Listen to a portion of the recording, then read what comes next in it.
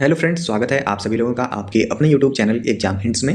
आज की इस वीडियो में हम देखेंगे BA BSc BCom third year fifth semester subject co curricular analytic ability and digital awareness यानी कि विशेषणात्मक क्षमता और डिजिटल जागरूकता के कुल 30 most important multiple choice questions जो कि पहले भी आपकी परीक्षाओं में पूछे गए हैं तथा आपकी आगामी सेमेस्टर परीक्षा के लिए महत्वपूर्ण रहने वाले हैं। तो अगर आप इस चैनल पर फर्स्ट टाइम विजिट कर रहे हैं और अगर अभी तक आपने इस चैनल को सब्सक्राइब नहीं किया है तो चैनल को जरूर से जरूर सब्सक्राइब कर लें तथा बेल आइकन को प्रेस करना ना भूलें। तो चलिए आज की इस वीडियो को बिना किसी देरी के शुरू करते हैं। तो बात करें आज की इस वीडियो के पहले प्रश्न की, तो पहला प्रश्न है अंग्रेजी अल्फाबेट में अक्षरों की संख्या कितनी होती है। तो इसका उत्तर आप सभी लोगों को पता है कि अंग्रेजी अल्फाबेट में अक्षरों की कुल संख्या 26 होती है। बात करें दूसरे प्रश्न की, तो दूसरा प्रश्न है अंग्रेजी अल्फाबेट में बाएं से दाएं जाएं तो 17वें नंबर पर कौन सा लेटर आएगा। तो अंग्रेजी अल्फाबेट में बाएं से दाएं जाने का यह अर्थ है कि ए बी सी डी इसी क्रम में आगे चले जाना। तो अंग्रेजी अल्फाबेट में बाएं से दाएं जाने पर 17वें नंबर पर कौन सा लेटर आएगा। तो ऐसे प्रश्न करने के लिए आपको इस सीरीज को याद रखना होगा कि जो ई लेटर है वह 5वें नंबर पर आता है, जेड 10वें नंबर पर, ओ 15वें नंबर पर, टी 20वें नंबर पर तथा वाई 25वें नंबर पर आता है। तो आपको यह देख लेना है कि कौन से नंबर पर आपको कौन सा लेटर पूछा गया है।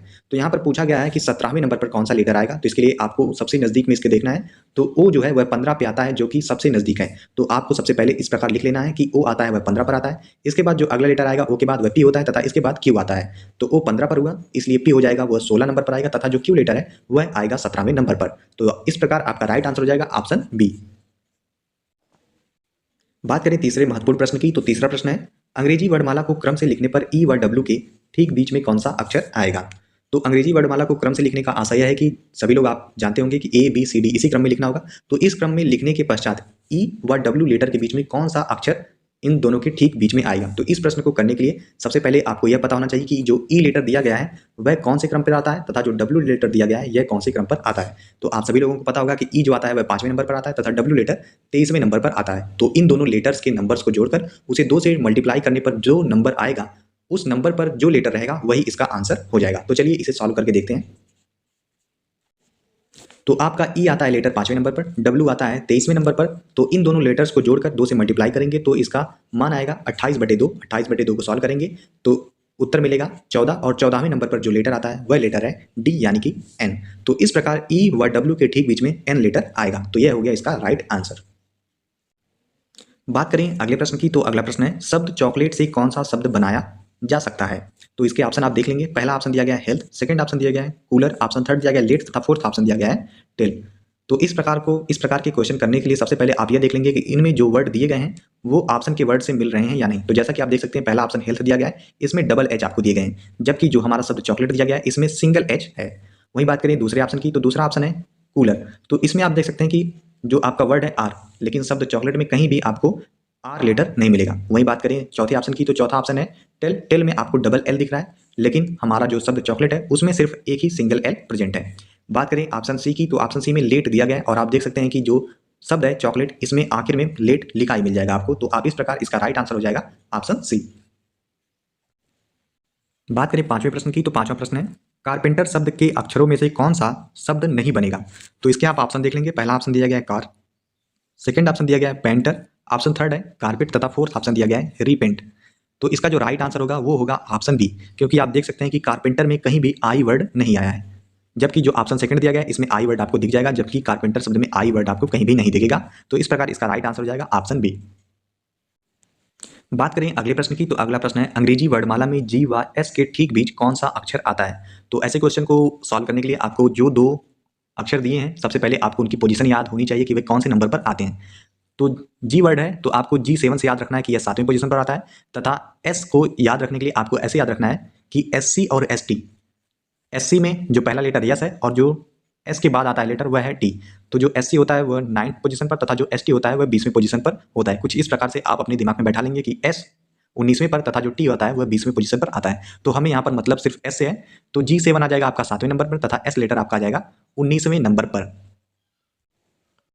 तो आपको इन दोनों लेटर्स को जोड़कर 2 से भाग कर देनी है। तो दोनों लेटर को जोड़ने तथा भाग करने पर के पश्चात हमें मिलेगा 13 और 13वें नंबर पर जो आता है लेटर वह आता है एम। तो इस प्रकार इसका राइट आंसर हो जाएगा ऑप्शन फर्स्ट एम। अगर आपसे ऐसे प्रश्न पूछे जा रहे हैं तो बेसिकली इसका यही एक आंसर निकालने का तरीका है कि दोनों लेटर्स की आपको पोजीशन याद रखनी है, फिर उन दोनों लेटर्स की पोजीशन को जोड़कर 2 से भाग करने पर, डिवाइड करने पर जो पोजीशन आएगी उस पोजीशन पर जो लेटर रहेगा वही आपका आंसर होगा। बात करें अगले प्रश्न की, तो अगला प्रश्न है find the missing term in the series, यानी कि श्रृंखला में लुप्त पद ज्ञात कीजिए। तो आपको जो सीरीज दी गई है वह है DINS, यानी कि आपसे पूछा गया कि इस क्वेश्चन मार्क के स्थान पर कौन सा लेटर आएगा। तो ऐसे क्वेश्चन करने के लिए सबसे पहले आपको लेटर्स को लिख लेना है, फिर उनकी पोजीशन को लिख लेना है। तो चलिए इसे सॉल्व करके देखते हैं। तो हमने यहाँ पर सबसे पहले जो सीरीज क्वेश्चन में दी गई है उसे लिखा, फिर उसके आधार पर इस सीरीज में दिए गए लेटर्स को उनके क्रम के आधार पर लिखा। जैसा कि D आता है चौथे पोजीशन पर, I आता है 9वें नंबर पर, N आता है 14वें नंबर पर तथा S आता है 19वें नंबर पर।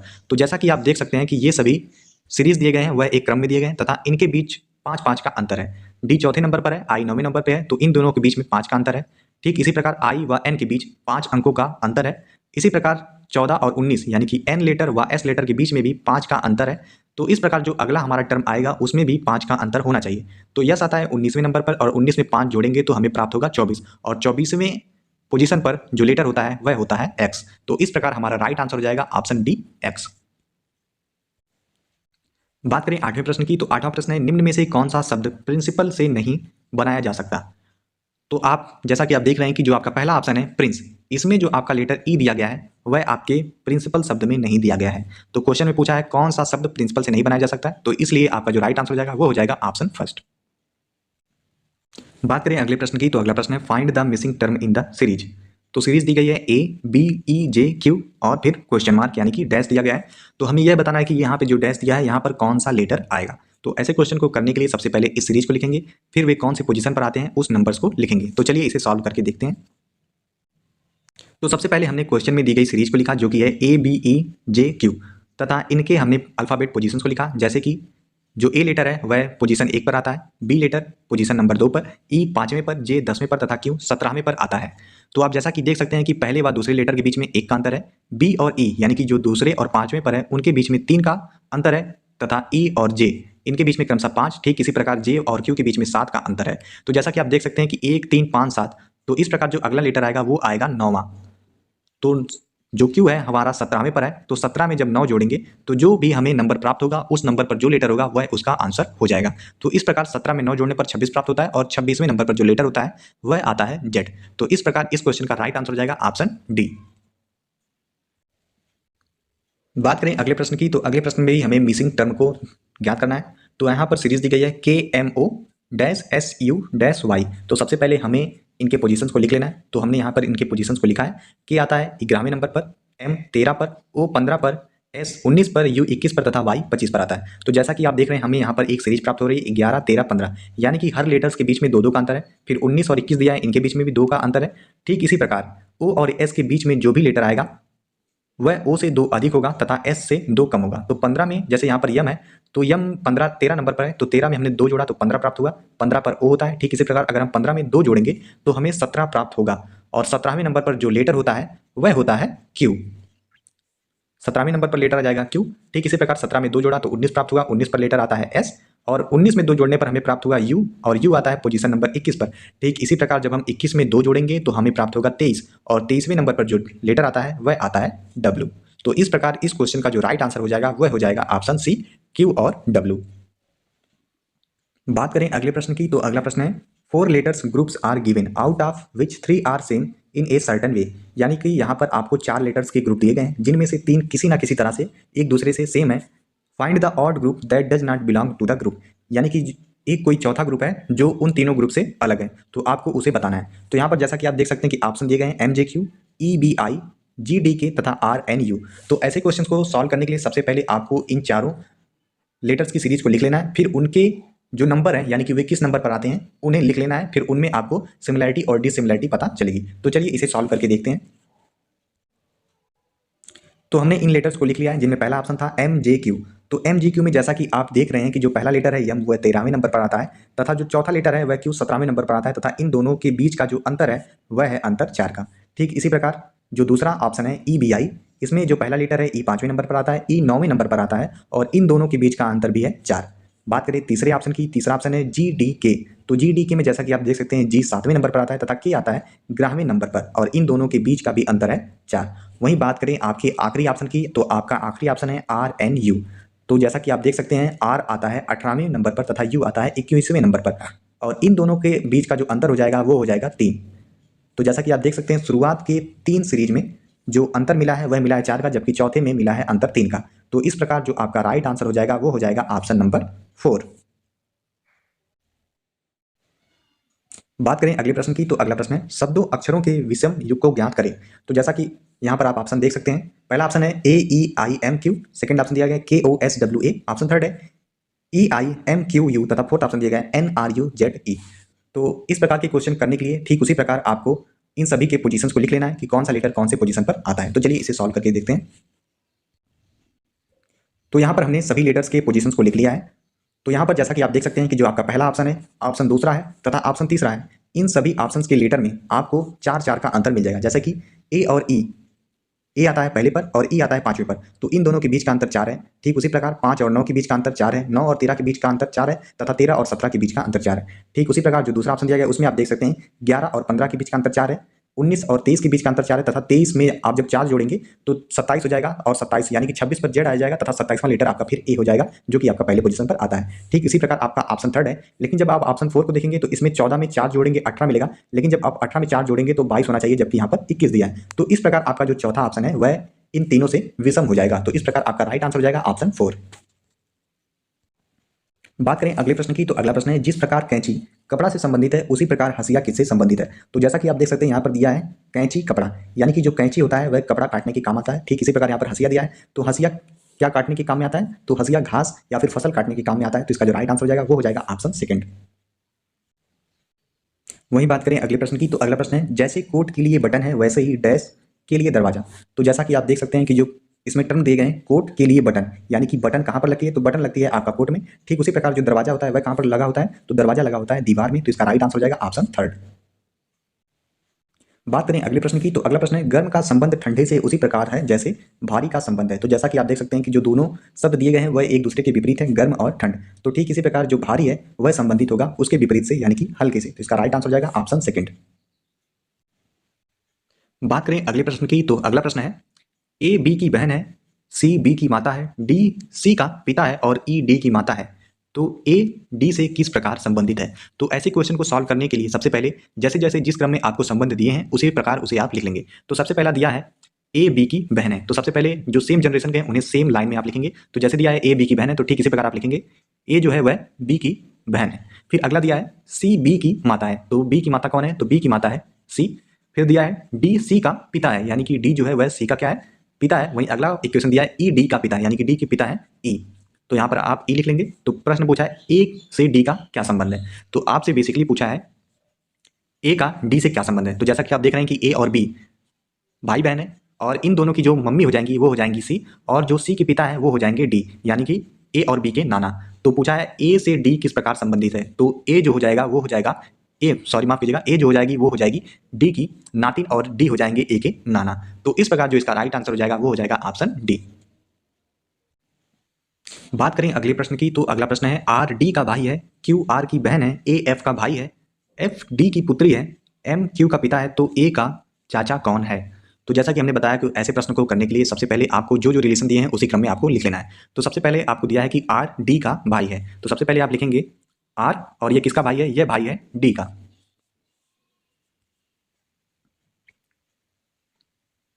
तो आर भाई है डी का। वहीं अगला दिया है क्यू आर की बहन है, क्यू किसकी बहन है, क्यू बहन है आर की। तो क्यू क्या होगी, फीमेल, फीमेल के लिए हमने यहाँ पर माइनस लिखा है। अगला इक्वेशन दिया है ए एफ का भाई है, तो अभी यहाँ पर एफ का कहीं मेंशन नहीं है तो इसे छोड़ देंगे। फिर आगे दिया है एफ डी की पुत्री है, यानी कि एफ किसकी पुत्री है, एफ पुत्री है डी की। तो एफ पुत्री है यानी कि फीमेल है, तो यहाँ पर लिखेंगे निगेटिव। फिर यहाँ पर जो इसके पहले वाला इक्वेशन दिया था वह दिया था ए एफ का भाई है, यानी कि एफ किसका भाई है, एफ भाई है ए का, तो यानी कि ये भाई है तो यानी कि मेल है इसलिए पॉजिटिव। तथा अगला इक्वेशन दिया है एम क्यू का पिता है, तो यहाँ पर हम लिख लेंगे यम, क्यू का पिता है यानी कि पॉजिटिव यानी कि मेल है। तो पूछा है ए का चाचा कौन है, तो जैसा कि आप देख सकते हैं यहाँ पर है आपका ए, तो ए एफ का भाई है और ये दोनों के पिता हैं वो हैं डी, तो इनके चाचा कौन हो जाएंगे। तो जैसा कि आप देख सकते हैं कि क्यू इनकी बुआ हो जाएंगी तथा जो आर हो जाएंगे वो हो जाएंगे इनके चाचा। तो इसलिए जो इसका राइट आंसर हो जाएगा वो हो जाएगा ऑप्शन बी। बात करें अगले प्रश्न की, तो अगला प्रश्न है ए बी और सी भाई हैं, बी सी की माँ है, ई बी की बहन है, तो डी का सी से क्या रिश्ता है। तो जैसा कि आप देख सकते हैं कि यहाँ पर क्वेश्चन में ही आपको इसका आंसर मिल जाएगा कि डी सी की माँ है।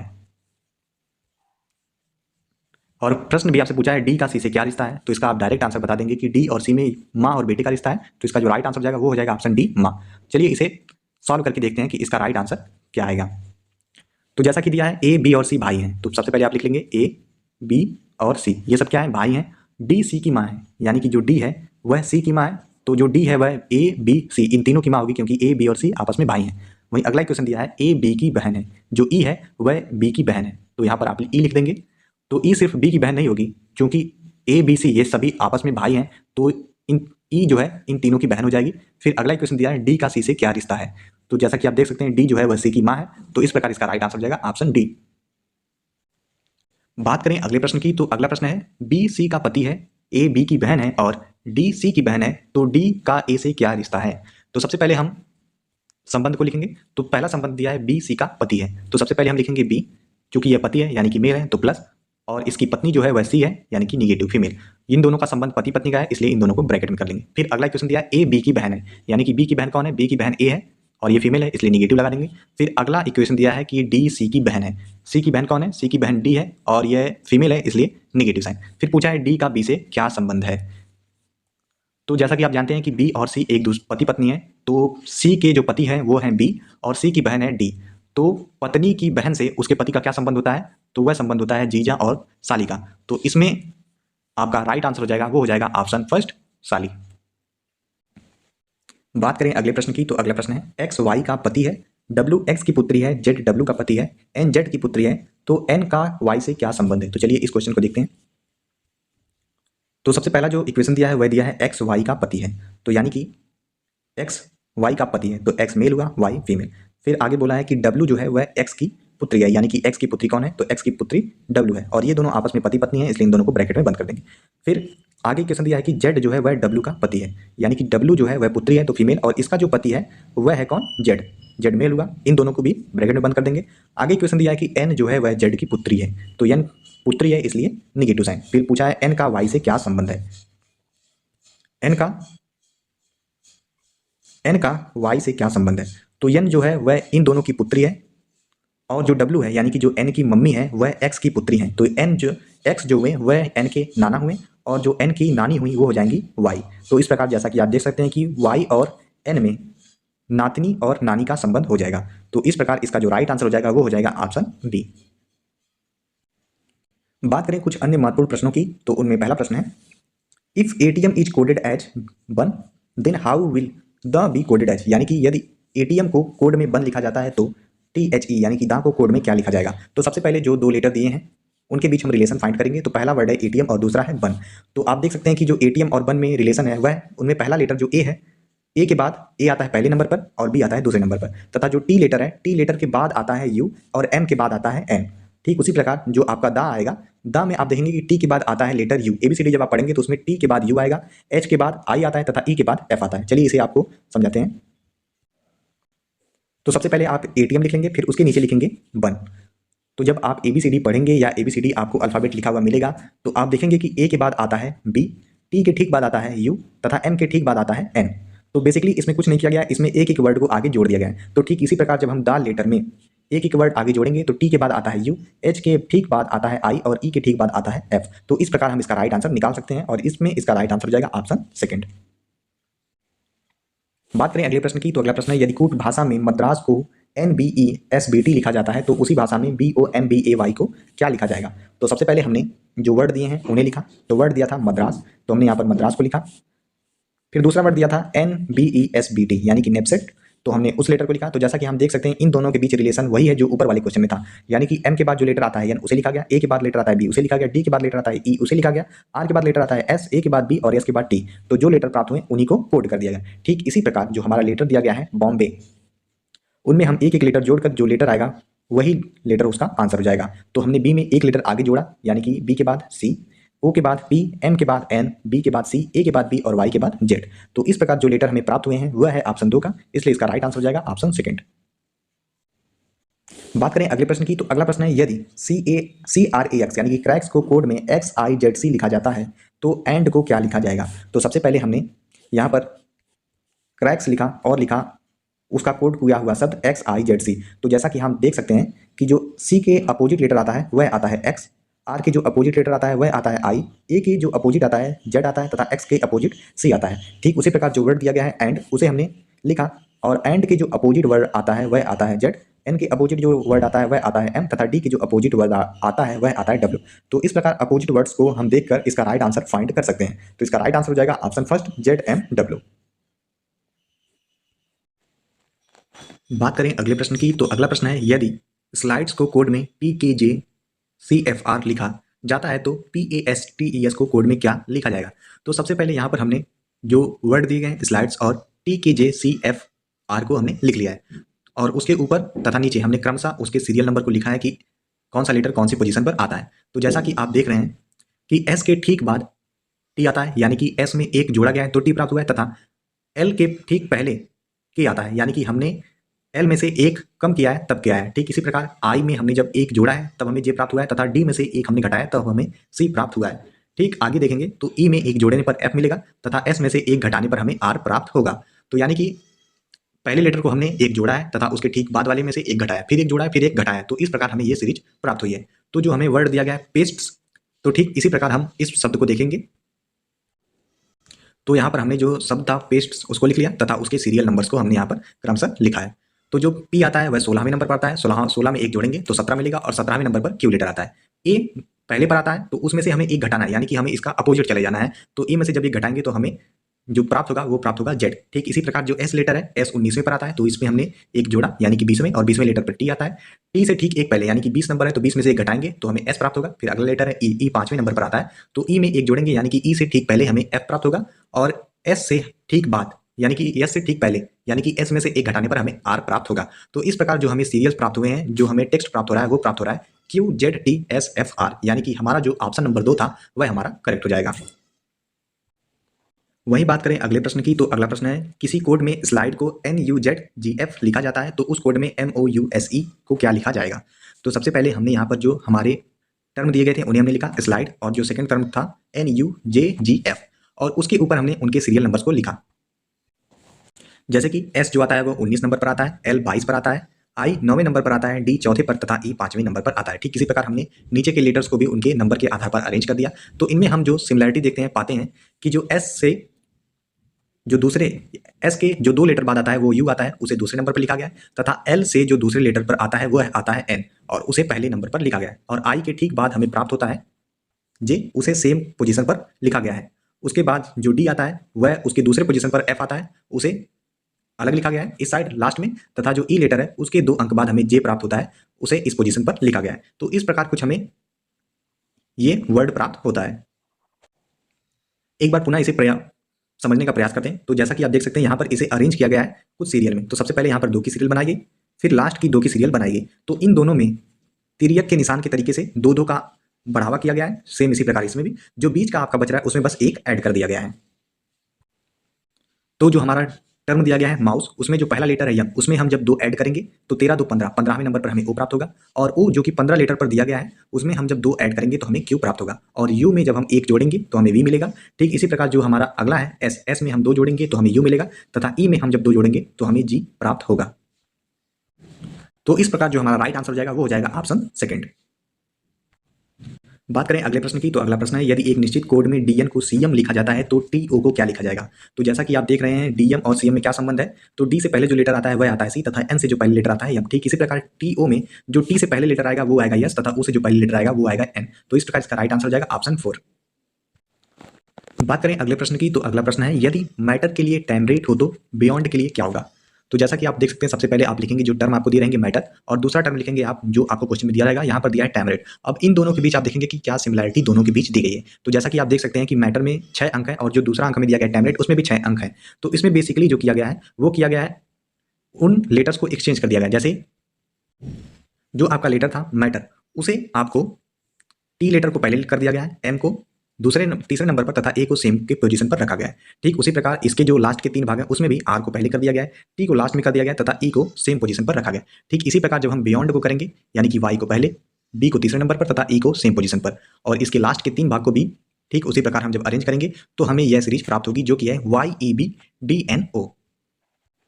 तो इस प्रकार जो हमारा राइट आंसर होगा वो हो जाएगा ऑप्शन 4। बात करें अगले प्रश्न की, तो अगला प्रश्न है यदि बैक के लिए y z x p हो तो सेंड के लिए क्या होगा। तो जैसा कि आप देख सकते हैं, जो आपका बैक वर्ड है और जो आपका second word y z x p दिया गया है, ये एक दूसरे के अपोजिट है, यानी कि b के अपोजिट में आता है y, a के अपोजिट में आता है z, c के अपोजिट में आता है x तथा k के अपोजिट में आता है p।